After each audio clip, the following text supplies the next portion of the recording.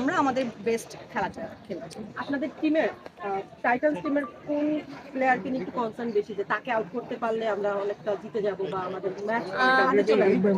ওনাদের আসলে সবাই ভালো ভালো খেলে, বিশেষ করে পার্থ, পাভেল, ওরা অনেক ভালো খেলে। সো এগুলো আমাদের মাথায় আছে।